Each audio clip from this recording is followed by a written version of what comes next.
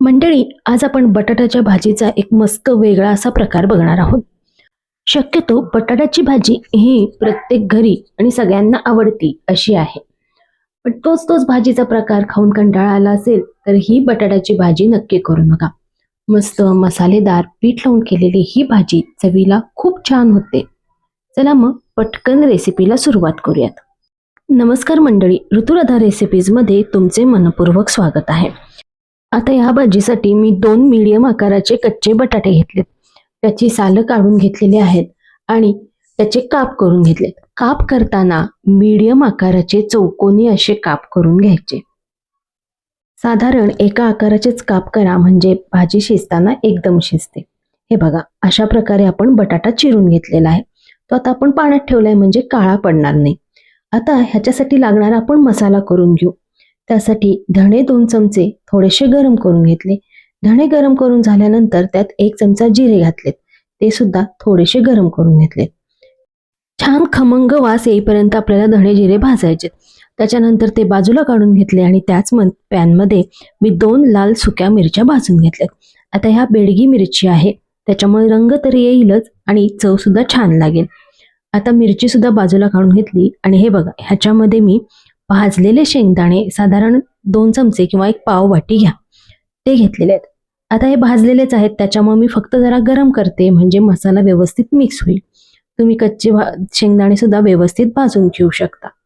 आता ते सुद्धा मी बाजूला काढून घेतलेत. शेंगदाण्याची सालं काढून घेतलेली आहेत. आता सगळ्यात शेवटी आपण बेसन पीठ भाजून घेऊया. साधारण अर्धी वाटी बेसन पीठ इथं मी घेतलंय आणि ते छान खमंग भाजून घेते.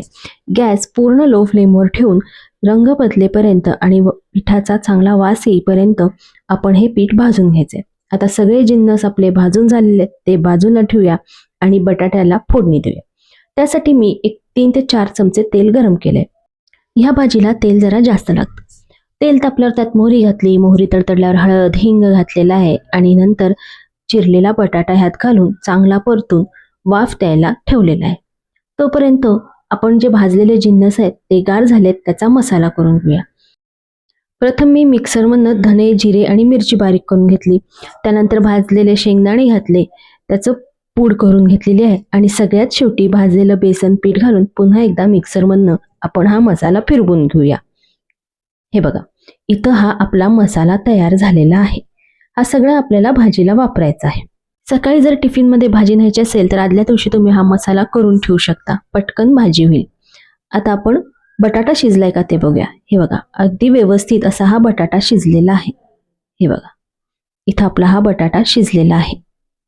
चांगलं तेलावर आपण हा बटाटा परतून घेतल्यामुळे या भाजीला चव चांगली येते. आता आपण सगळा मसाला ह्या भाजीत घालूया आणि पुन्हा एकदा मिश्रण व्यवस्थित परतून घेऊया. इथं जरी तुम्हाला तेल जास्त वाटत असेल तर बेसन पिठामुळे तेल शोषलं जातं आणि नंतर ते कमी होतं. पुन्हा एकदा भाजी व्यवस्थित परतून घेऊया. मसाला सगळ्या बटाट्याला व्यवस्थित लागला पाहिजे आणि झाकण ठेवून एक चांगली वाफ येऊन देऊया. सगळ्यात शेवटी चवीनुसार मीठ घालायचं आणि पुन्हा एकदा आपण मिश्रण परतून घेऊ. ही आपली बटाट्याची मसाला भाजी तयार आहे. धणे आणि जिरे याच्यामुळे मस्त खमंग असा सुगंध या भाजीला येतो आणि बेसन पिठामुळे छान चवदार अशी ही भाजी होते. मग मंडळी, ही भाजी नक्की करून बघा. बटाट्याच्या भाजीचा तोच प्रकार खाऊन कंटाळा आला असेल तर हा भाजीचा प्रकार एकदा नक्की करून बघा. घरातील सगळ्यांना नक्की आवडेल.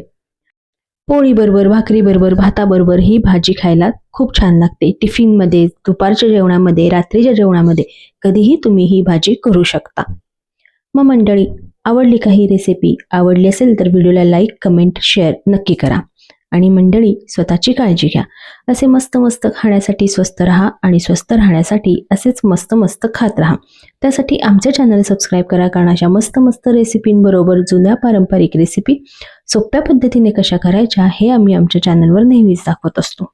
बेल आयकॉनचे बटन प्रेस करून ऑल नोटिफिकेशनवर क्लिक करायला विसरू नका, म्हणजे अशा नवीन रेसिपीच्या अपडेट्स येत राहतील. धन्यवाद.